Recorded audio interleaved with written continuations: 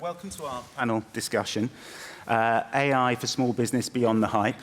So if you're excited about AI and its potential for small business, but maybe wondering about its real value and impact, we think this is the right place to be. As Ollie said, my name is Richard Maloney. I lead small business and accountants marketing at Sage, and I'm delighted to be joined by three expert panelists. Stephen Morgan and Stephen James are co-founders of British Veteran-Owned and Hermes Digital. British Veteran-Owned helps UK veterans transition from service into successful businesses through mentorship, training, and community. BVO empowers ex-military entrepreneurs to lead and grow across Britain. Hermes Digital provides military-grade threat intelligence and strategic protection, and Stephen are both early adopters of AI and also early users of our Sage Copilot tool, so have extensive experience of using AI in their business and their business financials. Sophia Adami is on the leadership team of Sage's product organization, and she brings a wealth of understanding around how AI-powered solutions are designed to tackle the challenges for all types of business owners, the challenges they're facing now and the benefits they're gaining. So welcome, welcome, welcome. Right. The hype is real, as it says on the screen, and AI is everywhere, and in fact it has been for some time. We're sort of past that point, really, of it being a talking point. It's in all our everyday lives. But what we're hearing from small businesses is, whilst there's real optimism and expectation about what AI can do for them, many are sort of wrestling with how to adopt and the practicalities of that. So let me ground us in some stats to start. Around 32% of UK SMEs are already using AI, and another 15 to 25% are planning to adopt it soon. But more than half say that they lack the knowledge to make informed decisions, and around 40% say they're struggling to identify where AI fits into their workflows. And more than 30% are uncertain about the ROI it can deliver. And of course, that's a massive consideration for small businesses. And there are issues and questions around trust and the accuracy of outputs, data security, and so on. And we're going to unpack that a little bit in this session. So I guess the overall feeling is one of optimism and excitement, but also overwhelm. So starting there, how are you feeling, panel? And Stephen, maybe I'll come to you first. I'm all over the hype. I love the hype. I love the excitement of new products coming out. I love waking up in the morning, checking my feed, and discovering that Claude have released some kind of new tool that can help me. And it just gets my imagination firing all the time. So I do love the hype, and I'm very excited about the way it's going. Yeah, thanks, Rich. I mean, we work in a technology company, so we are hungry for the new technology when it comes out. And I think from a personal perspective, I feel both the exhilaration and the excitement, and also I sometimes also you have to be very mindful about the risk. And I think a lot in a lot of the work we do a lot on governance and kind of guardrails and understanding what AI is going to be used for. So I think it's really good to sometimes try to step outside of the big hype and then think about what is AI actually going to be used for in a very specific sense, and then that way you can kind of get more excited about it because it doesn't feel then like this big existential risk. Yeah, I work with Steve, and I can confirm he's a fully signed up sort of AI fanboy. So he's very optimistic. I'm optimistic, and it's exciting seeing what's happening. It's exciting seeing sort of how it can change our business, how it can help scale business, how it can save us time, money, and all those sorts of things. But I'd say I'm more cautiously optimistic, whereas every single tool that comes out, it'll be signed up to and paying for within sort of 2 minutes of it being released. I'm like, taking it back normally, it's like, is it solving a problem for the business I run or the social enterprise I run? If it's not solving that problem or it's not designed to solve that problem, I tend to sort of to back away a bit. But we use it a lot, and it's great for the stuff we're doing, and it's saving us a lot of time and a lot of effort. But there is a cautious skepticism that I try and maintain alongside it, rather than just get everything on our AI system. So I love that yin and yang, caution and optimism on both sides. I guess on my own personal philosophy, I'm super excited about AI. And from a marketing perspective, the potential for sort of creativity through generative AI tools. We were talking yesterday, I'm encouraging my son to use Lovable, and he's sort of vibe coding apps that predict whether Spurs are going to stay up this season, which is brilliant, and I love that, but he's not a business owner, and it's not high stakes. So when you're thinking about business finances and how to grow your business, what are the considerations then? And Stephen, where did you start? You've been on quite a journey. I mean, looking back, I mean, we started the business Hermes Digital together about 3 years ago, and you know, even though obviously AI was about, it almost feels like we were using pencil and paper to run our business compared to the tools we're using now. And what it's allowed us to do over that 3-year period is pick out very specific problems in our business and solve them either with automations or now, as we're moving more into kind of agentic AI, it's being more proactive and anticipating the things we want done. And you know, it's a real journey from almost using AI as simply another search engine where I'm asking it questions and it's giving me answers to it anticipating our business needs. And that journey over 3 years just feels, you know, it's quite breathtaking, actually. And Morgs, are you seeing the same things? Where are you seeing the biggest value? Yeah, we're seeing the ability to scale is the main thing that we've Right. seen. So in terms of, it's almost a necessity for, imagine for a lot of small businesses, as you grow and as the customers come in and the client workload increases, you know, you've reached a tipping point where you've got to either hire more staff or you've got to improve and upskill the staff that you've got. And we tend to try and keep the balance sheet correct. We're trying to make the most out of the staff we've got, so upskill and give them empower them with the tools they need so as they can produce more work and more automation and stuff like that helps. So in terms of scaling that business from the ground up at a cost that we can sort of absorb, we found to be sort of the main key. I mean, I just add on to that, it's almost a sense of frustration that as we were kind of adopting these tools as well, I would get really frustrated when our staff would use ChatGPT to help draft them an answer to or a response to an email. And they would send it to me, and I would know it was ChatGPT because you can spot the signs. And I'd be like, I can't believe they've used Chat. They can't even be bothered to write me a personal email. And now I'm to the point where actually embracing it. So I've gone on that real kind of emotional journey as well. I know if an email starts with, I hope you're well, it's from ChatGPT rather than them actually wishing I'm well. So. I like that point about starting with the problem. Is that, Sophia, coming to you, when you're at the heart of designing how we're building these AI tools. How do you think about where to start? I mean, I think, Morgs has sort of touched on it. I think the underlying principle that we have is that you have to start from customer insight. So for Sage, we have 40 years of customer data. It's really quite well structured. It is great for AI, and it is really important that customer insight is what is feeding our AI models, because then you're going to get much better context and much better outputs from it, depending on the questions that you're asking. And I think that innovation that then we can create, or that other companies are creating that you can take advantage of, you want to know that it has got your type of problems in mind, that it's learning from workflows like yours, because then if you just pick a random model, and we do that, it's about like trial and error, you want to really understand, what data is being fed into that model, how are they learning from it, how accurate is it, how can I trust it? And for us, kind of that trust piece is really, really, really central. And I think we kind of touched upon this concept of we're a product company fundamentally, as well as an AI company to a degree, and we are just focused on what is the customer pain point, what are our customers trying to solve, and that's the question all of you are always asking yourselves. And if you start with that, then you will be able to extrapolate out and think, what type of technology do I need? So don't start with the technology, start with the problem. That's where we always start. And then we go backwards and then think, how can technology help solve this problem? And you don't always need AI. I know this is a session about AI, but you want to think about what else could work first, if there is something. And that's how we think when we design it. We think about automation first, and then AI second. Yeah, I love that. And a testament to the video that was played at the start, starting with the problem. Millions of small businesses are getting paid late, and so applying AI to that challenge, built on all of the understanding we have about the different ways that businesses are being paid late, I think is exactly the place to start. Let's talk about humans in the loop and elevating human potential.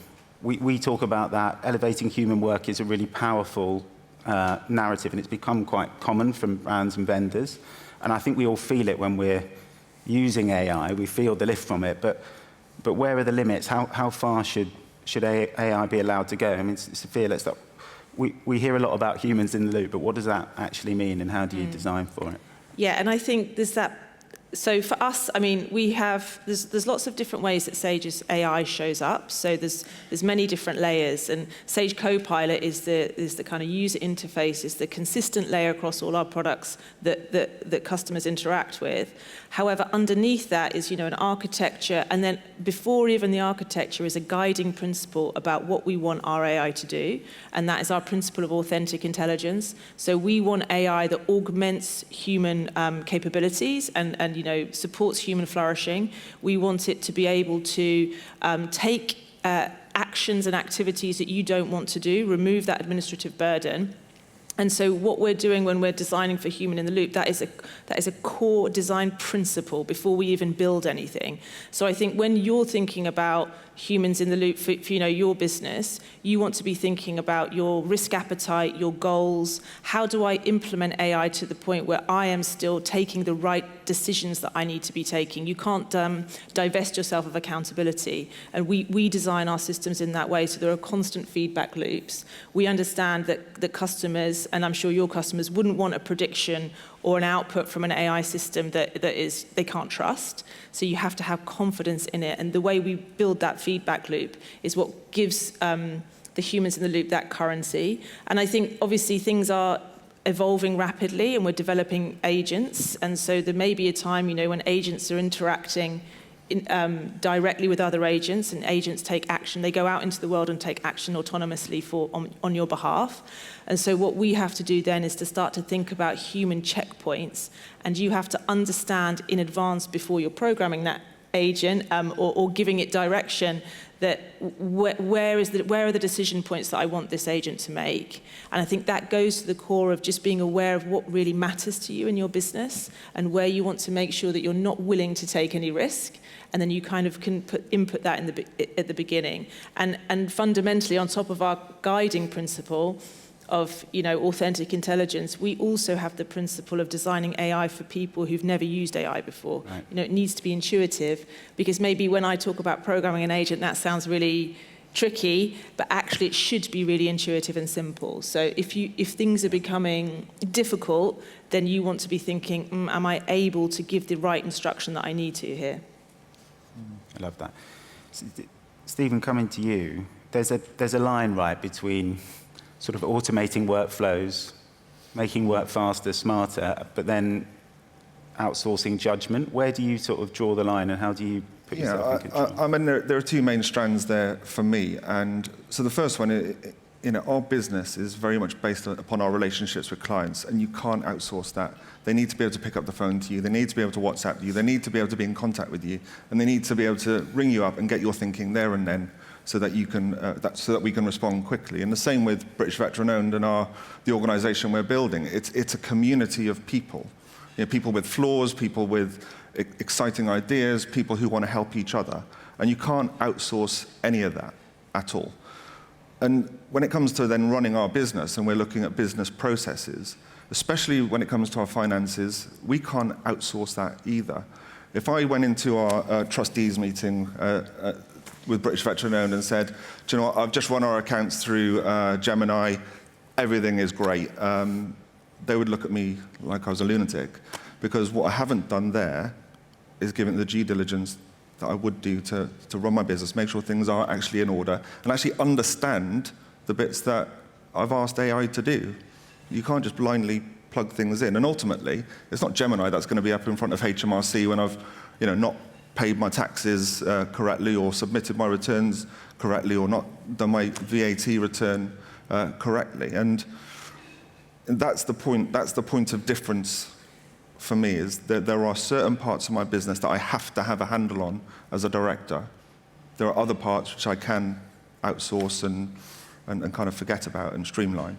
So when you're choosing, on that point, when you're choosing which AI to use, what questions are you sort of I think you're asking yourself? Out of the two of us, you're probably asking the wrong person. I love the hype. I love I see it trending on whatever social media platform. I'm like, I have to try that.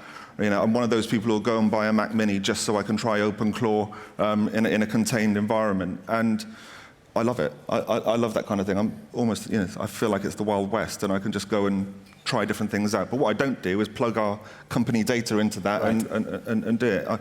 I can easily sit there for a day figuring out a problem. Probably, truth be told, a problem I don't have. But I'm trying to find a solution to it. And I'm quite guilty of that, aren't I?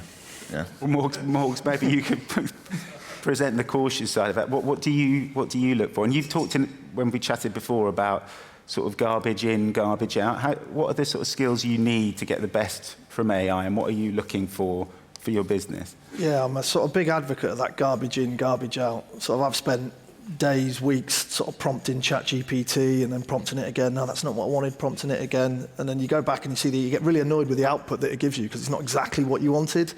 And you read back through your prompts as you've got really annoyed at it through the night and started swearing at ChatGPT like it's a person.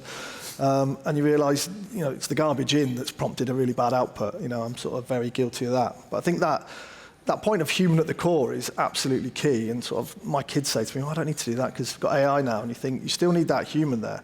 So as we alluded to, I was in the military intelligence for about 17 years. I remember years ago when Palantir came in, and we were all sure, we're like, well, that's us out of a job then. Because literally it can do everything I can do much quicker, a much higher rate, and it can absorb so much more data than me as a person could do. But it's quite the opposite. Because it can crunch that much data, and because it can be such a powerful tool for analysis, you need a human there that's going to interpret that and then is going to present that to the commanding officer or whatever operation you're on. So I think that human at the core aspect I still hold on to from back in those days. Yes, all these AI tools are great and they're really brilliant and they're quick and they're effective, but you still need a human at the end of that. One, at the start of that, driving it properly and informing it and providing it the right data, and two, at the end of it, to interpret it and deliver it to whoever your client may be.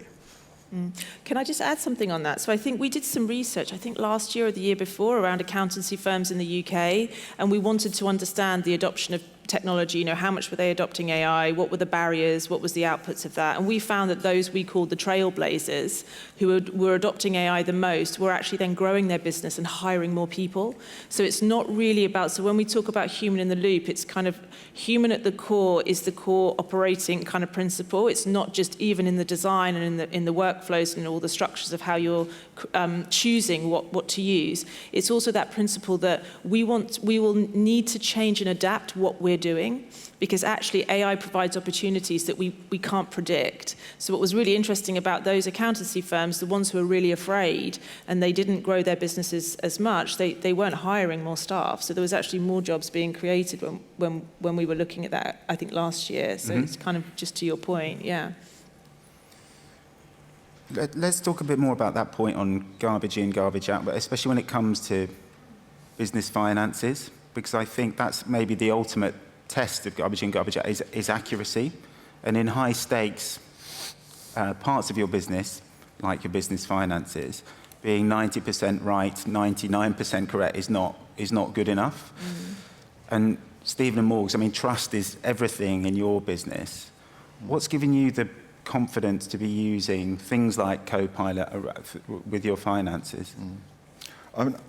I think, think about our starting point when I was talking about the pen and paper kind of analogy. We were already using Sage before they started improving it with AI, and it was already working great for us. They were starting to add automations and this sort of thing, and it kind of enhanced our workflows, enabled us to do more in a shorter amount of time, which was great. But it's really about, for us, I think, that trust already existed, right, and all we were doing was just adding another layer of capability to something that was already working well. And I don't like to be rude to our hosts, Sage, but accounting can be a little bit boring. And doing I'm not an accountant. Sorry, doing your finances can be a little bit boring. It's not a glamorous thing at all. And doing the simple, boring things well 100% of the time is, for us, lets me sleep better at night. Well, Yeah, call me boring. I guess, but the hype is often the glamour of AI and big strategic shifts, even spending time with generative AI. But I think in our experience, it's the unsexy stuff where the biggest gains are. Absolutely. The incremental things to solve business problems, like chasing invoices, bank reconciliations, invoice reconciliations, onboarding new clients for accountants, and so on. But on the accuracy part, I just want to dig into that, Sophie, because you're right in the middle of that. When the outputs have to be really accurate, how are Sage ensuring that? And I think the way Sage approaches kind of accuracy and trust, again, just like that human-in-the-loop principle, it's so critical to us, and I can't overstate it. And just how we care about how much our customers trust us, and we want to, make good on that trust. SMBs and as with clients and customers yourselves, you will need to instill that trust into others. So when it comes to the way we develop AI, we really do. We adhere to kind of global AI frameworks, global standards. You can kind of check those things, security controls that are built in. You need to be able to see things should be transparent. So you should have the highest level of transparency possible about what this AI company is using your data for and with. For example, we have something called the trust label, which is a bit like a food label for AI, which enables you to then see, this is how my data is being used, this is what security controls have gone into this. So say if you're using an AI capability, say invoice processing, you can just tap on a button and it will show you exactly what's happened behind the scenes with your data, what the models have been doing and how that has surfaced to you at that point. But I think in terms of actual accuracy, the way it's not a design principle, it's an engineering principle, and it's engineered in from the start. Fundamentally, it is based on our accounting data. We have decades of accounting data, which I think makes it completely unique. And it's so that means that you have a very controlled system, and it's not a generic chatbot. You're not chatting to ChatGPT when you chat with Sage Copilot. You're chatting with an assistant that is built off of 40 years of specific data related to accounting, payroll, and HR information. So that is really important to remember, because the context is becoming much more important as we have so many assistants proliferating. The context upon which they're pulling the data sources from is really important. And also, we use a combination of models, so you need to use the right model for the right task. And I think what that means for us is that we get the benefits of kind of drawing down from some of these bigger LLMs into our own domain-specific LLM as well. So I think we use the benefit of both, but we build a lot of security in, and you can see that on our website. We're very clear with the Trust and Security Hub. You can go and see what international kind of security standards we meet, and that sort of thing is what you should be looking for, and you should be paying that trust forward to your customers as well. I was just going to say with Copilot, where we've used it is, both of us, we're the only two directors for Hermes Digital, and one of the directors, not mentioning any names, was using Sage, and it gave a little insight. It said, your cash flow doesn't seem to be so healthy at the moment, and obviously a little bit of investigation by one of the directors, and it turned out that one of the directors hadn't sent 3 invoices over the last couple of months. Very quickly, obviously resolved, much to our clients' annoyance, with 3 invoices coming in at the same time. But it's those little things. Again, all business owners might be a little bit guilty of doing that you've overlooked, and it's just that little nudge, that little kind of prompt that you think, oh God, I need, we need to sort that thing out, and that's for us. I mean, we're not accountants. We're not, like most small business owners. We wear many hats. We're ops director. We're finance director. We're CEO. We're all of these things. But it's those things which help you, and it's based on the patterns that they're picking up in our business through our data, and when money should be coming in, and how it should be processed. And we both found it really useful, haven't we?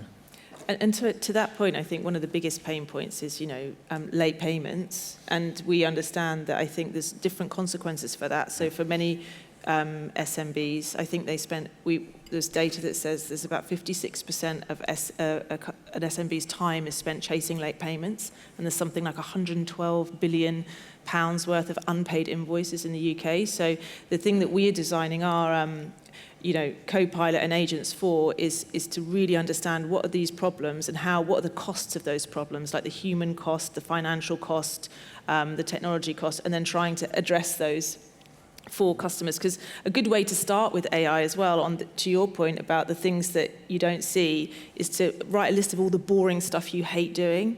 I've got 2 little kids, and I hate managing all the communications between the school and this. So the way I started, some years ago, was working out how I could use AI to map all of the different calendars and everything, so I could get the inputs I needed to be able to manage it more easily. So write a list of everything you hate doing and that takes loads of time, and that should be the core of where you start to direct your attention to for AI. I mean, I love that as the starting point, the philosophy of starting with the problem. And I think, Stephen Morgs, you've seen that sort of play out. As I think you begin to adopt more AI into more of your business, are you seeing the opportunity to get ahead, not just in taking away the burden of admin tasks, but sort of helping with future forecasting and cash flow? So for example, I'm speaking to a small business using Copilot.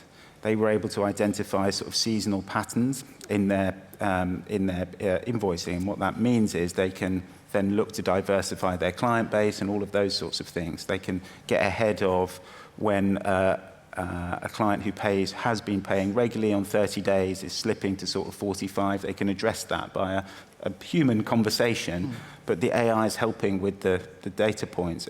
Are you starting to see that sort of thing, or sort of more getting ahead? Yeah, we've seen that since we sort of adopted, since Copilot came in. Like, so I refer to it as like the little sort of accountant guardian angel sat on your shoulder. You sort of sat there doing the things you normally do. And I don't come from a financial background, so it was all a massive learning curve for me.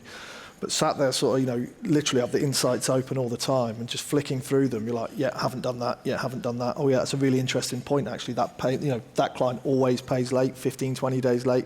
Trying to get to the genesis and the source of, why is that? And then that sparks conversations and follow-ups with the client that otherwise I would have just accepted and, well, they're just a late payer. Do you know what I mean? But that has a massive impact on our business going forward. So it just gives you that sort of, that level of insight into the sort of accountancy stuff that we need as non-financial people, and same with a lot of small businesses that we represent and that are on our directory. It's the time it saves them. The time and the money that it saves them is, hugely quantifiable when you map it out over the year. I think we've got just over 10 minutes left, so in a minute we'll throw open to the floor. I think there's a roving mic somewhere if anyone has a question. But one from the stream, and to all of you, but maybe to Sophia first. With all your experience with SMBs, what do you find is the biggest barrier they have to adopting in their business? Yeah, I think it's a great question. I'd love to know what the actual audience think and what they're doing. But what we see, and we've done a lot of research, not just in the UK, across Europe and elsewhere, the kind of primary factors seem to be fear and also just inertia. Because, you've done something for ages, we're all the same, aren't we? We resist changing it, and we have a perception of what digitizing things can do. We're kind of worried about that. So, and there's also, SMBs are under a huge amount of pressure. Everyone has 1,000 million apps. No one wants another app. So we know that there's this kind of proliferation of pressure, and that kind of can create a bit of inertia. So what we try to do at Sage, to your point, we don't expect our customers to be accountants. And we want to leverage the benefits of what we have to offer to provide relief to them in that way. So you want to think about what is the problem that we're really trying to solve, and what could I potentially gain? What we found is, I'm working on a lot with e-invoicing, which is sort of regulation that is coming into the UK in 2029, I think, but is already kind of present in Europe. And we found that businesses, as soon as they digitize one part of a particular workflow they're doing, and that workflow, when I say workflow, can be someone's getting a paper statement and passing it to someone else. It can be very and something that's been done for years. As soon as they start to digitize it, it improves their cash flow, it saves them time, it saves them money, and that's really the kind of core things that we want to give back to SMBs. We want them to have time to grow the business, do things they want strategically. And then we had one customer in the US, I think I mentioned to you the other day. They saved so much time, they were a single parent, they were actually spending more time with their daughter. So it's not necessary that all of the time savings go back into your business, it can go back into your life. So I think it's really about kind of making sure that we give customers confidence and that they don't feel too much inertia and fear. So just kind of looking for good governance, good guardrails, and all of the security things, they should be transparent, and then focusing on the problem that you're trying to solve, I think is a good way to start. Yeah, I mean, my biggest barrier to adopting more AI in our business is Morgs, actually,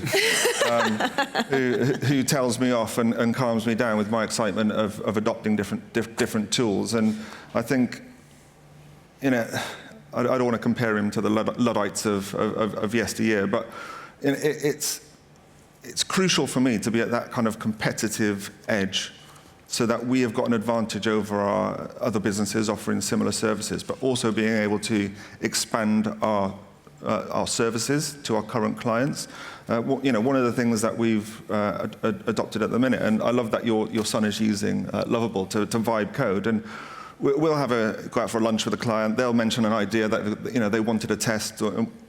Next day, we're in the office, right? They have this idea, and we'll quickly, using something like Lovable, knock up a working version of that thing they wanted, send it to them saying, look, we've got this thing, we've just knocked it out for you. They haven't got the time to do it. What do you think? Is this addressing the problem that you started with? And they'll go, yeah, that's amazing. All of a sudden, they're spending more money with us, because we can then scale that product up using proper tools. We've gone from prototype to a working tool for that client within a couple of days. And for them, it blows their mind, and they're just like, how did you do that? And trade secrets, don't let them know. But really, things like Lovable and those sorts of tools are changing the way we do business and changing our services as well. So it's a case of start by getting started. Is that true right across the businesses and startups that you're working with? I would just say, just to my point earlier, maybe I didn't make it clear, start where there's low risk. So start in your personal life. So I started by, start in your personal life, and then you can hand over to your virtual morgues and see whether this is something that you could apply into in the business. Yeah, I think some of the problems we've had, just going sort of, back of it, with British veteran owned, obviously we represent a lot of British veterans becoming entrepreneurs once they've left the military. And the ones that I speak to there, they seem very overwhelmed in the current market, because there's so many tools coming out now. There's so many, not just new tools coming out, there's updates to every single tool almost on a weekly basis. And they've been doing things the way they've been doing it, from sole trader up to small, medium-sized businesses. And there's almost like a fear of missing out. I need to be using this. Well, do you need to be using it? What for? Again, going back to what problem does it solve for you using these tools? But they almost feel like if they're not using it, because there's so much hype around it, they're going to fall behind their competitors, and they're going to lose out on business. So I think it's cutting through that noise and finding the AI tools that are useful for you. And if it's not useful for you, maybe you don't need to be using it. There's people we have, tradesmen who will use a little bit of it we'll use it for your email management. Have an agent doing some stuff like that for you. But realistically, day to day, most of the stuff they're going to be doing is manual and on the tools. So, but they're almost, because of the hype, they feel like they should be using it more. And I think it's taking that step back and saying, look, AI is great. It's really, really good. But realistically, unless it's solving a problem for you, do you need to be signing up to the premium ultra package of, 3 gazillion tokens on Claude every day? Probably not. It's just going to cost you money and not really solve the problem that, you had in the first place. I don't know if there's a question from are there a couple? Gentleman in the front.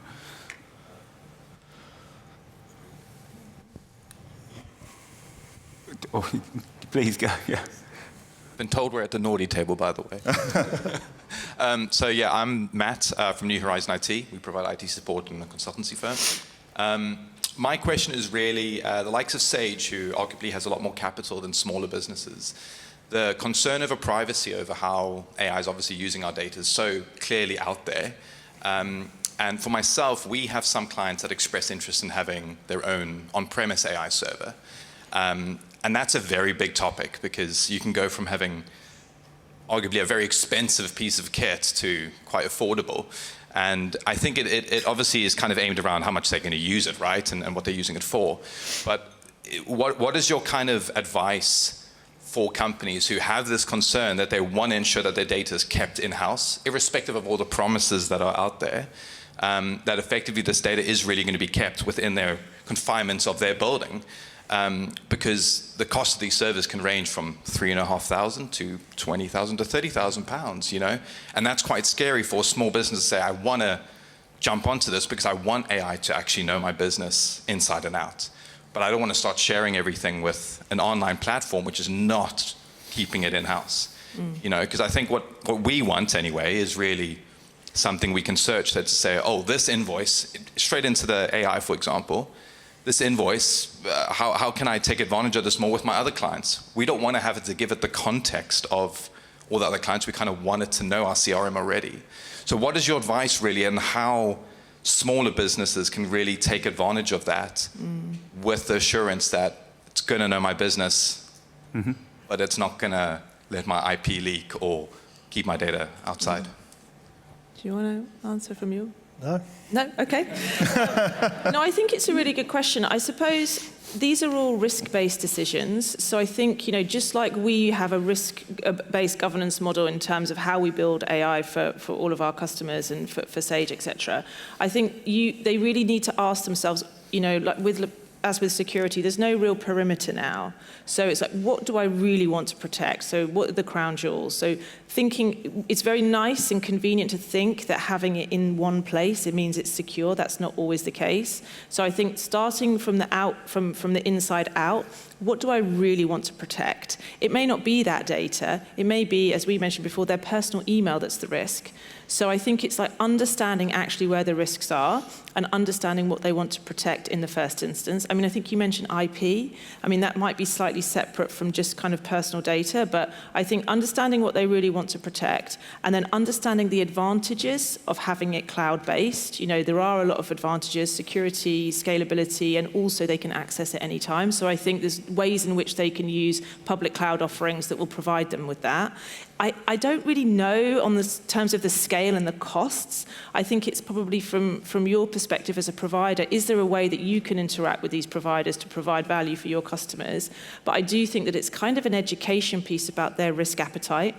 Because if they don't feel confident and they still believe that having it all in one place is to their advantage, I'm not sure that that's truly the case. I mean, obviously with Sage, we have a huge portfolio of products. We have over 300 products, ranging from on-premise ones that are 40 years old to, you know, the most sophisticated now. And we have to manage the security of all of those. And our fundamental principle is it's much more secure in the cloud. And this is really what we kind of communicate. And so we want customers to understand the risks and the benefits, because there may be a lot of benefits there that they're not leveraging by having it all on-premise, I think.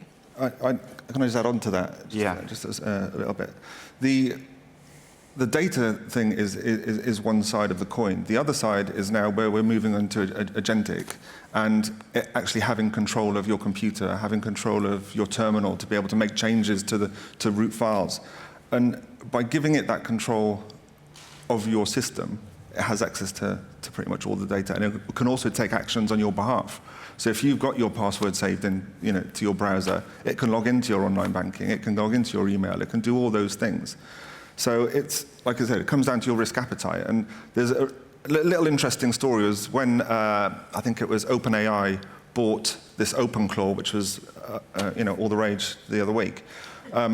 Their head of compliance or security obviously started using it for OpenAI, and it proceeded to start deleting her inbox in its entirety, and she couldn't recover any of her emails. So, you know, it's your risk appetite to give it control of whatever you can. You keep, be careful and think carefully about the vendor you choose, I think is the underlying piece there. We are at time, so I'll attempt to wrap quickly, and I'm sorry for the questions we didn't get to, but perhaps we can follow up in a different forum. So I hope we've cut through some hype, or rather reframed the hype and the excitement. I think we talked about where adding AI has the greatest value, often starting small, unsexy, and unglamorous places to help you with the day-to-day tasks that bog you down. We talked about identifying the problem, not just the tool, and maybe being a bit careful about the partner that you choose and the trust that you imbue in them. And we talked a bit about elevating human potential, but also the pitfalls of maybe outsourcing judgment and going too far, and where you can build trust built on accuracy and the sorts of partners and places you can look for that. So hopefully that's been helpful, and thank you for your time. Thank you, Richard. Now, before our guests leave the stage, firstly, that was a brilliant panel, but I don't want to miss the opportunity because guests might have joined us recently in the studio or online. I want our Stevens to just remind us in a line about your brilliant organisation and how we can help, because we believe in you and we'd like to be more useful as an EBL community. So British veteran owned, it's a social enterprise, both coming from the military intelligence background and British Army. We noticed there was a gap in the market. You leave, get a job, you get pushed into a big corporate, when actually soldiers are perfectly sort of positioned to start their own businesses. Discipline, resilience, sort of self-reliance. They're perfect entrepreneurs, but they don't know it yet. So we try and bridge that gap. So as when they leave, like to set up their business, try and help them with marketing. Sage have been absolutely fantastic partners in giving all of our members sort of free accounting software. And how can we help? How can you help? Well, if you know someone's in the military, if you see a British veteran-owned kite mark, you're looking for a plumber, you're looking for coffee, you're looking for anything, if you see that kite mark, buy something. Love it. So British intelligence background, nice finally to be able to tell people what you really do. Absolutely, yeah. Good. Thank you very much indeed, everyone. What a brilliant conversation. Thank you. Thank you. All right.